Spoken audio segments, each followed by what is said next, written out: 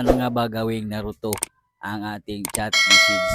Yun bang padamihin natin ang ating mga chats times 2 times 3 para hindi matabunan at agaw pansin ng ating kachat na may message tayo. Ngayon kaibigan, kung interesado ka sa ating video, click ang follow button at kung may nais kang malaman, i-comment sa comment section. Kung bago ka pa lang, i-follow mo na ako para updated ka sa ating video. Tara, let's go!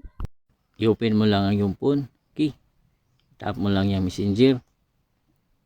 Halimbawa ito. Gusto mo itong padamihin doon sa chat inbox para hindi makalimutan ang iyong kachat na may sinisend ka. Okay. Ang gawin mo lang ay ilulong press mo lang yan. Then tap mo yung more. Then bump. Yan. At gustuhin mo pa rin ng dagdagan, ilulong press mo lang yan. Then tap mo lang yung more. Then bump.